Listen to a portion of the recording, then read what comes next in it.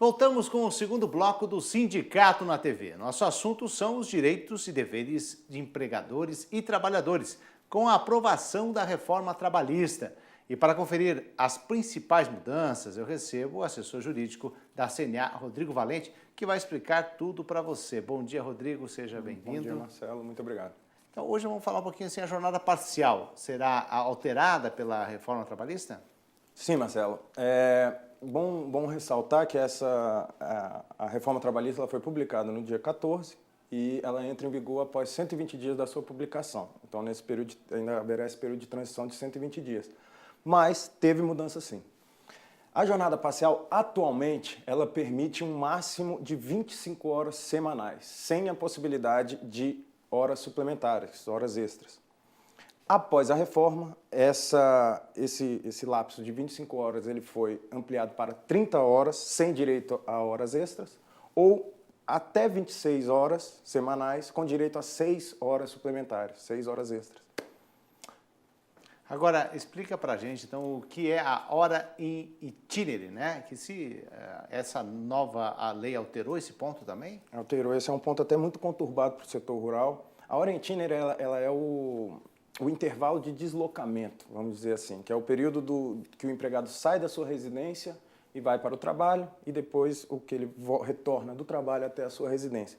A lei diz o seguinte, Marcelo, locais de difícil acesso e sem transporte público, que o empregador fornecer a locomoção, esse período, esse intervalo, integra na jornada do trabalho desse empregado.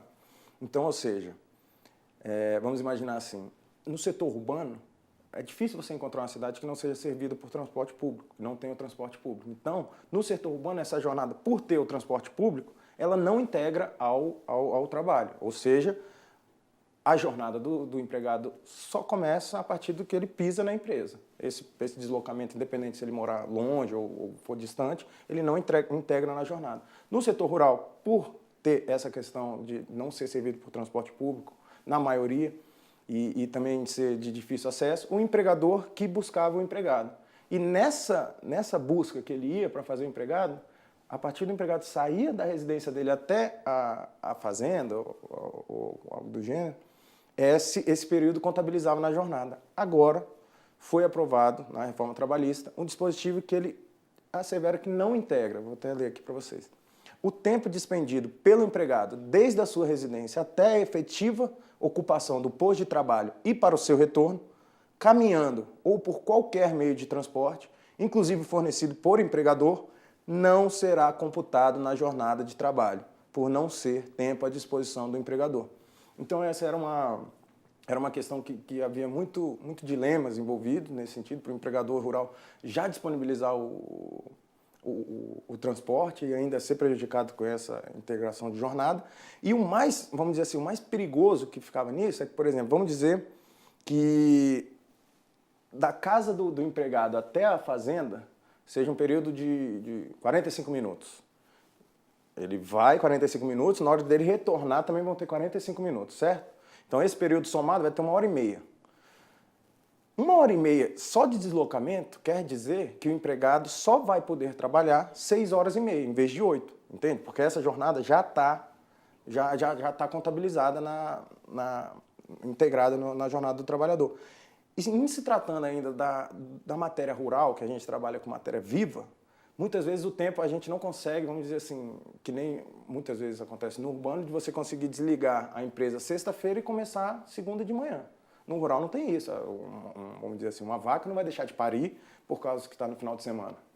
E, nesse sentido, o empregado rural, ele não conseguia contabilizar integralmente a sua jornada, que seria de 8 horas mais 2 extras, porque ele já era descontado dessa hora em itinere do deslocamento de jornada. Com esse dispositivo, a gente vai conseguir, vamos dizer, pelo menos igualar ao setor urbano, que não integra, e o empregado vai ter a disposição dele de fazer as horas integrais, de 8 horas com mais 2 extras. A partir do momento da chegada na propriedade. A partir do momento da chegada na propriedade. Isso gerava um custo muito grande e muita briga na justiça também, né? Muito. E como eu disse, o pior é o empregador rural ele não conseguir ter a mão de obra dele pelo período que a lei permite, pelo período integral que a lei permite, porque ela já tem esse desconto.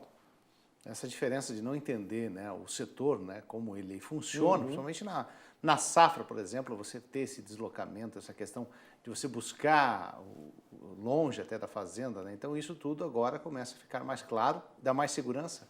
Totalmente, completamente. Agora, como eu disse, o empregador rural, ele vai poder ter à disposição dele a jornada integral dos seus empregados, e não com esse decote desse tempo que acabava que atrapalhava, ainda mais se a gente se tratando de matéria viva, que não pode simplesmente falar, deu meu ponto, eu vou sair. Né? Agora, e essas mudanças também atingem os trabalhadores urbanos? Como eu disse, Marcelo, a Orientiner, esse dispositivo da Orientiner, ele só atualmente, antes da reforma, ele só vale para locais de difícil acesso não servido por transporte público. Na maioria das vezes, o setor urbano ele tem pelo menos o transporte público, né? Que são ônibus, metrô, enfim, algo do gênero. Fica mais fácil, né? A mudança foi muito mais significativa. Muito mais para o setor rural. O setor rural acredito que sim. Agora, e no caso do trabalho noturno, houve alterações? Não, Marcelo, não houve.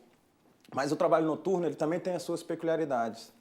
Vamos dizer, há também, desde da CLT, há essa distinção entre trabalho noturno urbano e trabalho noturno rural. O trabalho noturno urbano começa a sua jornada a partir das 10 da noite até as 5 da manhã. Outro ponto também importante é que a hora noturna se equivale a 52 minutos e 30 segundos. O que é isso? É isso mesmo, é no sentido que uma hora, em vez de ter 60 minutos, a partir de que entra na jornada noturna, ela começa a ter 52 minutos e 30 segundos.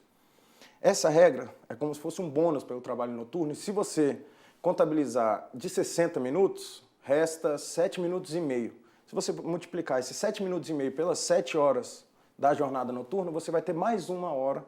Então, o empregador ele trabalha 7 horas e recebe 8 horas. Com ainda o adicional de 20% sobre a hora trabalhada. Quer dizer que ainda soma mais os 20%. Tem os 20%. Reduz a hora é reduzida, o tempo de hora é reduzida, com esse adicional de 20%. Nesse período de 22 horas às 5 da manhã. Isso no caso do urbano. Isso do urbano. No rural, a gente vai ter essa peculiaridade que não existe essa questão da diminuição da hora. A hora vai continuar tendo 60 minutos. Todavia, o adicional é de 25%. Outra questão que também é ratificada no setor rural é que a jornada da lavoura começa a partir das 9 até as 5 e a jornada da pecuária começa a partir das 8 e vai até as 4. Então, ela tem essa distinção também em relação ao setor urbano. Lembrando que o menor de 18 anos ele não pode trabalhar em período noturno. É interessante essa diferenciação que vem de acordo com a realidade, né? Nessa jornada, principalmente a pecuária, né? Você tem a produção de leite, você tem essa questão. Exatamente. Tudo isso são complicadores que na madrugada tem trabalho. Né? Isso, tem trabalho e está disponível, assim, vamos dizer assim, como você mesmo ressaltou, pelo menos ele está aí tipografado no sentido de abordar realmente a questão tanto da pecuária quanto da lavoura. Por ser uma legislação muito antiga e agora chegando a essas mudanças agora, houve uma modernização, você acredita, principalmente nesses pontos que não ficavam muito claros na hora de você fazer uma rescisão, na hora de você contabilizar essas horas, a questão do itinerário, isso tudo veio para auxiliar, agora é uma legislação mais moderna? Bom, Marcelo, o intuito dessa reforma trabalhista, a princípio, foi um incentivo à negociação coletiva e o desestímulo à informalidade no trabalho. Porque com isso estava rolando muita ação judicial e o judiciário praticamente abarrotado de ações, milhões e milhões de ações, e não estava dando conta. Então, a princípio, é modernizar e também dar mais segurança para as partes. Vamos dizer assim, para não ficar gerando aquele passivo e futuramente o empregador ser surpreendido com uma ação trabalhista de 200 mil, 300 mil, vamos dizer assim. Isso você acredita que pode ajudar também a estimular o emprego formal? Com certeza, Marcelo, com certeza. Que no campo nós somos o maior gerador de emprego, justamente no campo, faz a diferença, mas essa insegurança gerou muito passivo e muito prejuízo para os produtores e para essa máquina da agropecuária? Demais. E até a questão do próprio abarrotamento do judiciário, que eles não estão conseguindo. Uma ação, hoje em dia, você vai ajuizar uma ação, vamos dizer aqui hoje, em 2017, para você sair o resultado em 2022, 2021, entendeu? Tava abarrotado, todo mundo já era uma cultura. Aí você saía da empresa, basta entrar na X que você vai ganhar alguma coisa. Perder, você não perde. Vai ganhar. Sabe, nesse sentido? Então agora vai ter mais essa segurança nessa negociação laboral. Tá certo. Eu agradeço a participação do assessor jurídico da CNA, Rodrigo Valente. Muito obrigado. Tenha um bom dia. Eu que agradeço, Marcelo. Muito obrigado.